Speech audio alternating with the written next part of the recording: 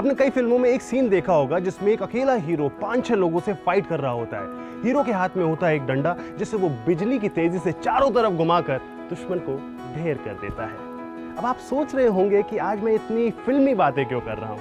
Well, इसका कारण है आज का हमारा इंडिजिनस गेम जो कि कुछ इसी फाइट आर्ट से रिलेटेड है। मैं हूं आपका होस्ट रवि शर्मा और आप देख रहे हैं फिट इंडिया एक भारत श्रेष्ठ भारत कैंपेन का ये बेहद खास programme indigenous sports of India, जिसमें आज हम बात करने वाले हैं पुडुचेरी के फेमस खेल सिलंबम की।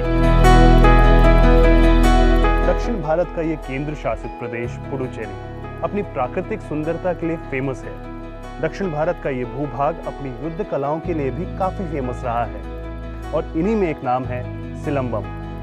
तमिल भाषा में पहाड़ों को सिलम कहा जाता है और इन्हीं पहाड़ों से निकलने वाली इस मार्शल आर्ट या युद्ध कला का नाम है सिलंबम। सिलंबम एक weapon based martial art form है जिसमें सबसे मुख्य हथियार होता है बैम्बू स्टिक यानी बांस की बनी हुई लाठी।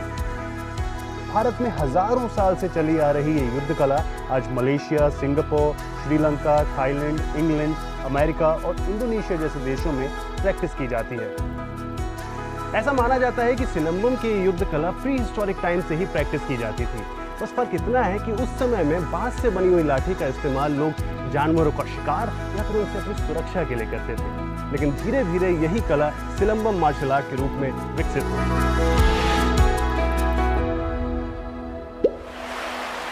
ऋषि अगस्त्य को प्राचीन युद्ध कला का पहला गुरु माना जाता है। ऐसी मान्यता है कि ऋषि अगस्त्य को सिलंबम की युद्ध कला सबसे पहले भगवान शिवजी के पुत्र ने सिखाई थी। शिवजी के इस पुत्र को साउथ इंडिया में भगवान मुरुगन जबकि नॉर्थ इंडिया में भगवान कार्तिकेय के नाम से जाना जाता है। ऋषि अगस्त्य ने तमिलनाडु के पहाड़ों में रहने वाली नरिकुरवा जनजाति को यह कला सिखाई। सिलंबम कला का उपयोग इस जनजाति के लोग शिकार करने के लिए करते थे।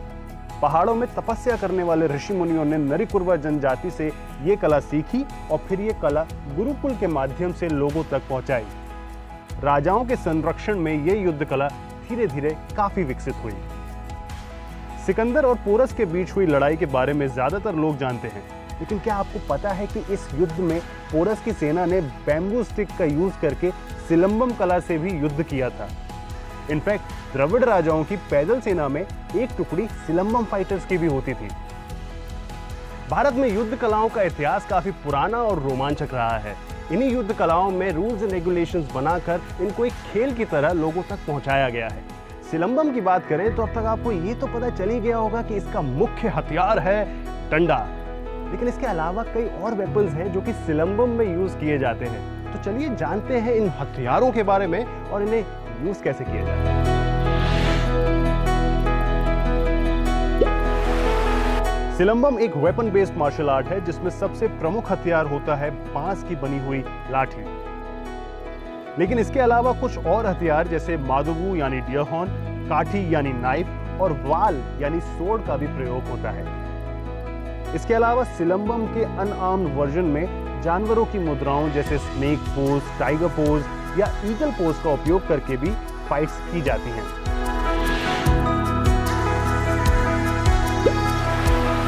सिलंबम सिखाने में गुरु शिष्य परंपरा का बहुत ही महत्व है। सिलंबम की मुख्यतया 16 टेक्निक्स हैं। इन टेक्निक्स को सीखने का पहला स्टेज होता है कलादी। इसमें गुरु अपने शिष्यों को सिलंबम के दौरान फुटवर्क यानी अपने पैरों को कैसे चलाना है इसकी शिक्षा देते हैं। इस दौरान फिटनेस और लचीलापन बढ़ाने की शिक्षा देते हुए शिष्य को सिलंबम के लिए तैयार किया जाता है। अगला स्टेज होता है कुट्टू वरिसाई, जिसमें शिष्य को लाठी या डंडा चलाने की प्राथमिक शिक्षा दी जाती है। पहले बिना डंडे के प्रैक्टिस कराया जाता है और फिर डंडे के साथ। धीरे धीरे फुटवर्क और डंडे की मूवमेंट को प्रैक्टिस करके इसमें एक्सपर्ट बना जाता है। इस ट्रेनिंग का अल्टीमेट गोल होता है कई सारे दुश्मनों से अपनी सुरक्षा कर पाना।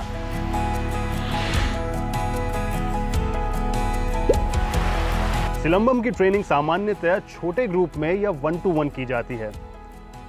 ट्रेनिंग में लगभग 10 स्टेज होते हैं जिनको पूरा करने में कई बार 7 साल तक का समय लग सकता है।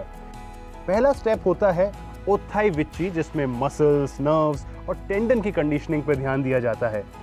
दूसरा स्टेप है येरेथाई विच्ची, जिसमें बेसिक स्पिनिंग और रोटेटिंग टेक्निक्स सिखाई जाती हैं। तीसरा स्टेप है सिलत वरुसाई, इसमें 96 डिफरेंट एंगल्स पे स्पिनिंग टेक्निक्स की ट्रेनिंग होती है। संदाई मरुथम चौथा स्टेप है जिसमें अलग अलग एंगल से स्ट्राइकिंग टेक्निक सिखाई जाती है। पांचवा है ओथुकल मुराई जिसमें डिफेंसिव एंड इवेसिव स्ट्रेटजीज की ट्रेनिंग होती है। अधिकंबुगल 6 स्टेज है जिसमें स्ट्राइकिंग टेक्निक्स के 36 सेट्स होते हैं और हर एक सेट में 12 स्ट्राइकिंग टेक्निक्स होती हैं। कुरीवेथ्यू अधिपेतु है 7वां स्टेज जिसमें प्रेशर पॉइंट अटैक और उसको काउंटर करना सिखाया जाता है। 8वां स्टेज है कंथन जिसमें कॉम्बैट की जरूरी रणनीति सिखाई जाती है। नरिकरू 9th स्टेज है जिसमें एनिमल स्टांसेस की ट्रेनिंग दी जाती है। अंतिम स्टेज है उच्चकत्ता निलई जिसमें इंडिविजुअल को परखने के लिए स्पेशल टेस्ट कराए जाते हैं। सिलंबम एक मार्शल आर्ट फॉर्म तो है ही, लेकिन इसके अलावा इसे एक स्पोर्ट के रूप में भी खेला जाता है। इसके कुछ रूल्स एंड रेगुलेशंस हैं जिनके आधार पर इस खेल की प्रतियोगिताएं करवाई जाती हैं। सिलंबम में मेनली 2 तरह के कॉम्पिटिशन्स होते हैं। पहला है सेल्फ स्किल कॉम्पिटिशन यानी आर्टिस्टिक इवेंट और दूसरा है कॉम्बैट कॉम्पिटिशन। इन दोनों कॉम्पिटिशन्स के बारे में तो हम आपको बताएंगे ही, लेकिन उससे पहले जरा नजर डाल लेते हैं इसके फील्ड ऑफ प्ले के डायमेंशंस पर।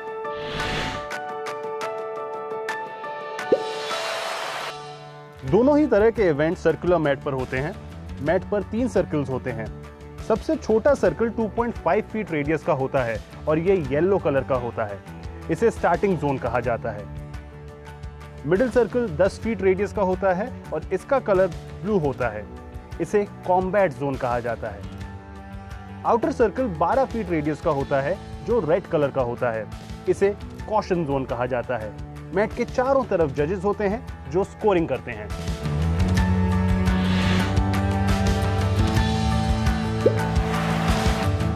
आर्टिस्टिक इवेंट मेनली 5 तरह के हैं। पहला है ओत्रई कंबू वीचू यानी सिंगल स्टिक रोलिंग। इसमें प्रतिभागी को सिंगल स्टिक का उपयोग करके अटैक और डिफेंस करने की कला का प्रदर्शन करना होता है।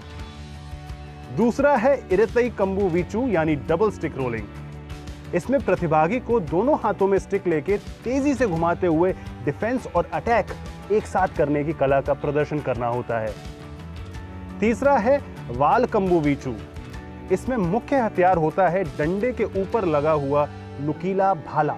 इस हथियार का उपयोग करके डिफेंस के अलावा एक साथ कई विरोधियों का सामना किया जा सकता है। चौथा है वाल वीचू जिसमें घुमावदार तलवार का प्रयोग किया जाता है। इसमें सिंगल तलवार और डबल तलवार दोनों का ही प्रयोग किया जाता है। पांचवा आर्टिस्टिक इवेंट है सुरूल वाल वीचू जिसमें लचीली स्टील की विप का प्रयोग किया जाता है। इसकी हाइट 4.5 फीट से 6 फीट तक होती है जो प्रतिभागी की हाइट के हिसाब से कम या ज्यादा हो सकती है। इसमें भी डिफेंस और अटैक के बहुत सारे तरीके हैं जिनका सिंगल सुरूल वाल और डबल सुरूल वाल दोनों ही तरीके से प्रदर्शन करना होता है। हर एक प्रतिभागी को 2 मिनट का समय मिलता है जिसमें उसे कई तरह की स्किल्स का प्रयोग करके जजेस को इंप्रेस करना होता है।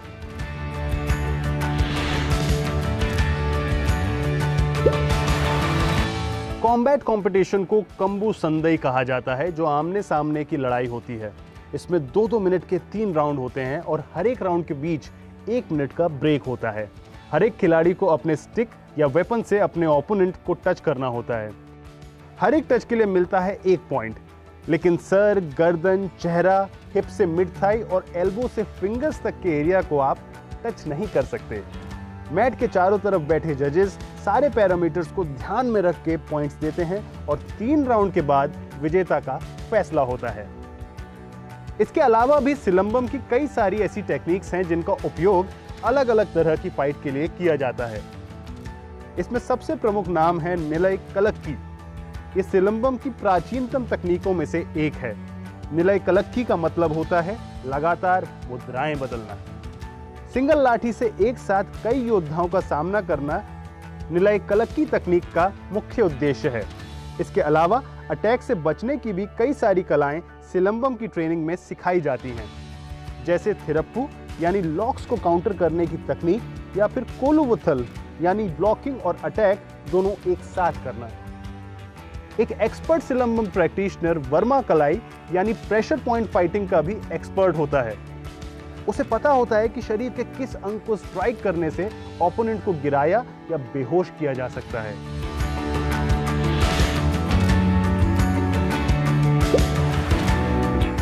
ऑल इंडिया सिलंबम फेडरेशन 2004 में गवर्नमेंट ऑफ तमिलनाडु में रजिस्टर हुई और तब से ये संस्था लगातार सिलंबम के कॉम्पिटिशन्स आयोजित करवा रही है। इसके अलावा ये संस्था इस खेल को पूरे विश्व में लोकप्रिय बनाने के लिए भी काफी प्रयासरत है। तो ये थी एक खूबसूरत से खेल की एक खूबसूरत सी कहानी और उससे जुड़ी हुई ढेर सारी जानकारी। आई होप अगली बार जब आप किसी फिल्म में हीरो को अकेले ही एक डंडे से दुश्मनों की छुट्टी करते हुए देखेंगे तो आपको समझ आ जाएगा कि ये सिलंबम का कमाल है। ऐसे ही कुछ कमाल के खेलों के साथ हम आपके सामने फिर हाजिर होंगे हमारे फिट इंडिया एक भारत श्रेष्ठ भारत कैंपेन के इस बेहद खास programme indigenous sports of India में। तब तक के लिए यू स्टे फिट। जय हिंद।